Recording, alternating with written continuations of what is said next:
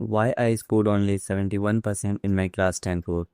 देखो, इसकी कहानी शुरू होती है अप्रैल से ही। आज से 1 साल पहले जब मैं भी 10th में आया था तो मैंने सोचा था कि मैं 95% स्कोर करूँगा, मैं 99% स्कोर करूँगा एंड अपने पेरेंट्स को प्राउड फील कराऊँगा, मैं अपने ऊपर प्राउड करूँगा। मैं अपने फ्यूचर में अगर मैं पीछे झाँक कर देखूँ तो मुझे लगना चाहिए कि हाँ, मैंने 10 में इतना स्कोर किया। बट भाई उतना स्कोर हो नहीं पाया, ओनली 71% आई स्कोर। इसके पीछे का सबसे बड़ा रीज़न था प्रैक्टिस। बिकॉज भाई मैंने अपना सिलेबस अक्टूबर तक तो कंप्लीट कर लिया था। और भाई मैं सबसे बड़ी गलती की थी ना कि मोटिवेशन वीडियोस। मैं जब भी यूट्यूब खोलता डेली 20 स्ट्रैटेजीज वीडियो देखता। जब भी खोलता तो एक भी स्ट्रैटेजी वीडियो देखी, न्यू स्ट्रैटेजी बनाई, फिर से तैयारी शुरू करी। एक स्ट्रैटेजी वीडियो देखी, फिर तैयारी शुरू कर दी। तो भाई एक वीडियो में मैंने कभी फोकस ही नहीं किया। मैं 20 मतलब मैंने जितनी स्ट्रैटेजी वीडियो मेरे सामने है मैंने सब देख डाली। नई स्ट्रैटेजी, नई प्रैक्टिस, नई स्ट्रैटेजी, नई प्रैक्टिस। इसके कारण से लॉस होना आम बात है।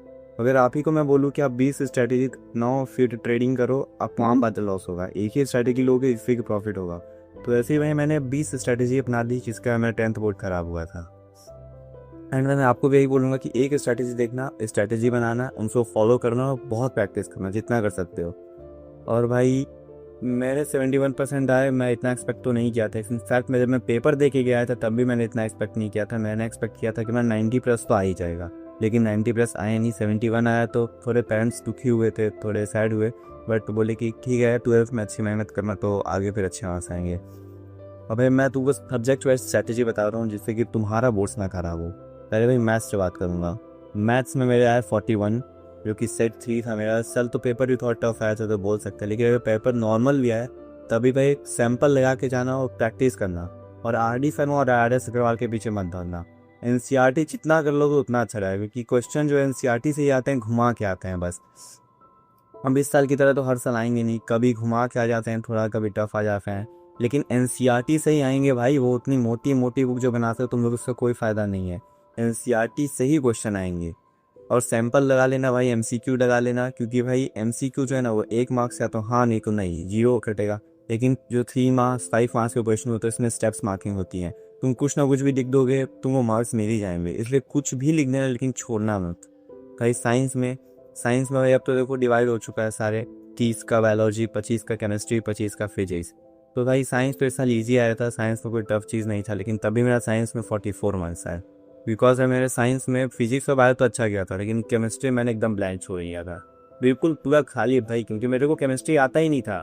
मैंने स्टार्टिंग से केमिस्ट्री में एक भी रिएक्शन याद नहीं किया और लास्ट टाइम पे तो और रिएक्शन याद नहीं हो रहा था। इसलिए फिजिक्स और बायो तो मेरा ठीक था, लेकिन केमिस्ट्री में से 1% भी नहीं हुआ। मैंने केमिस्ट्री पूरा खाली छोड़ दिया। तो जो 41 आया है मेरे साइंस में, वो सिर्फ और फिजिक्स और बायो के हैं। केमिस्ट्री में मेरे को पता था मुझे नहीं आने वाला है। और भाई SST में ना मेरा पॉलिटिकल साइंस और इकोनॉमिक्स में तो काफ़ी अच्छा आया था। टोटल मेरे 52 मार्क्स हैं SST में। इसमें से मुझे लगता है पॉलिटिकल साइंस और इकोनॉमिक्स में मेरे फुल होंगे। और जो मार्क्स कटा है ना मेरा भाई, वो हिस्ट्री और ज्योग्राफी में ही कटा है। क्योंकि पॉलिटिकल साइंस और इकोनॉमिक्स में तुम स्कोरिंग सब्जेक्ट है ना यार, तुम इसमें आराम से स्कोर कर लोगे। तुमको ज्योग्राफी में मैथ प्रैक्टिस कर लेना है और हिस्ट्री में डेट्स और पॉइंट्स नहीं याद करना, कॉन्सेप्ट समझने में फोकस करना। तुमको ऐसे बोल देंगे ना कि भाई तुम इमेजिन करो कि तुम रिवॉल्यूशन में, तो तुम उस समय क्या करते हैं, तो वैसा तुम कॉन्सेप्ट समझना। डेट्स और टाइम रटने से कुछ नहीं होगा, क्योंकि मैंने भी ये चीज़ करके देखा था प्री बोर्ड्स में, तो मेरे प्री बोर्ड्स में अच्छे मार्क्स नहीं आए थे। ये थी सब्जेक्ट वाइज स्ट्रैटेजी। और प्री बोर्ड्स की बात करें तो प्री बोर्ड्स थोड़ा टफ होता है। स्कूल के टीचर्स चेक करते हैं, वो लोग क्वेश्चन सेट करते हैं, तो वहाँ पे तुम्हारा मार्क्स कटेगा, आम बात है। बस वहाँ पे तुमको पास होना है प्री बोर्ड्स कैसे भी।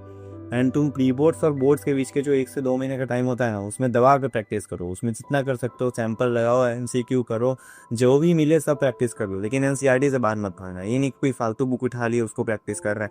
मैं सीरियसली बता रहा हूँ, मैंने ऑसवाल किया था, कोई फ़ायदा नहीं हुआ था। ऑसवाल मैंने लिया था, थोड़ा मोड़ा किया, कुछ फ़ायदा नहीं हुआ।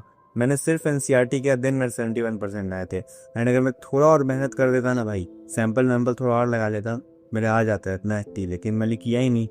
इनफैक्ट मैंने यूट्यूब बताया तो मैंने लास्ट वीडियो में कि मैंने यूट्यूब भी 10th में स्टार्ट कर दिया था, जिसके कारण मेरा एक बहुत बड़ा लॉस हुआ था, क्योंकि यूट्यूब पर भी फोकस कर रहा था। सो भाई मैं इतना ही बोलूँगा कि जितना प्रैक्टिस कर सकते हो उतना करो। किसी और NCERT से तो बाहर जाने नहीं। NCERT से ही क्वेश्चन आएगा, थोड़ा ट्विस्ट कर देगा, थोड़ा इधर उधर घुमा देगा, बाकी NCERT के बाहर नहीं आएगा। एंड भाई इंग्लिश, हिंदी, IT, ये जो 3 सब्जेक्ट ऐसे हैं ना कि इनको तुम इग्नोर मत करना भाई। मैंने साल भर बोला कि इंग्लिश हिंदी तो एक दिन पहले पढ़ के स्कोर कर लेंगे, उसी में ख़राब हो गया। इंग्लिश में मेरे 58 आए, हिंदी में 60 आए, जबकि मैंने हिंदी में एक्सपेक्ट किया था कि मेरे 79 आएंगे आउट ऑफ 80।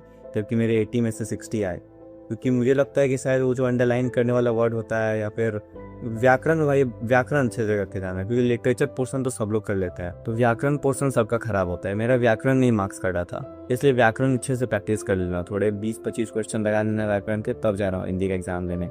और भाई स्टार्टिंग से पढ़ना है, लास्ट टाइम के छोड़ना ही नहीं कि लास्ट टाइम तो पढ़ लूँगा हो जाएगा। मैंने भी साल भर यही किया था कि लास्ट में पढ़ लेंगे पढ़ लेंगे पढ़ लेंगे, खत्म हो गया उसी में, क्योंकि भाई सब स्कोरिंग सब्जेक्ट होता है, तुम इसमें स्कोर करके अपना परसेंटेज बढ़ा सकते हो। अब 10th का मार्क्स देखो ये फ्यूचर डिसाइड नहीं करता, लेकिन कुछ समय के लिए तुम्हारे रिश्तेदारों को, तुम्हारे पेरेंट्स को प्राउड होता है थोड़ा कि हाँ इसने अच्छा किया है, इसने मेहनत की है। इसलिए भाई 10th में थोड़ी मेहनत करोगे तो अच्छा है मार्क्स आ जाएगा। हाँ, तो आईटी के लिए भाई, आईटी में तुम स्कोर कर लो, मैं जानता हूँ, क्योंकि आईटी में कोई टफ चीज़ नहीं है, आईटी तुम लास्ट के टाइम पे पढ़ के हो जाता है, और वैसे वो एडिशनल सब्जेक्ट है, तुम उसको ले भी सकते हो नहीं भी ले सकते हो, ये तुम पे डिपेंड करता है। बाकी भाई 10th अच्छे से पढ़ो, कोई ज़्यादा प्रेशर लेने की जरूरत नहीं है, 10th बहुत ईजी है, बस आराम से साल भर पढ़ना है, लास्ट टाइम के लिए मत छोड़ना कि लास्ट में पढ़ के अच्छा स्कोर हो जाएगा। लास्ट में होता है, लेकिन कोई कोई एक्सेप्शन कर पाते हैं, लेकिन भाई मेरे जैसे तुम्हारे जैसे बंदे नहीं कर पाते हैं, इसलिए स्टार्टिंग से पढ़ना है, स्टार्टिंग से फोकस करना कि सारा कुछ कवर रहे, एंड अक्टूबर तक कोशिश करना कि सारा सिलेबस कंप्लीट कर लिया। बाकी भाई ठीक है, अच्छे से मेहनत करना, बाकी मिलता है अगली वीडियो। भाई वीडियो बनाने में बहुत मेहनत लगी है, सो लाइक कर देना, और भाई मैं टारगेट रखता हूँ कि कम से कम 30 lakhs कंप्लीट हो जाए इस पर। एंड मिलता है अगली वीडियो में, चैनल सब्सक्राइब करने वाला है, कुछ वैल्यू मिली हो तो।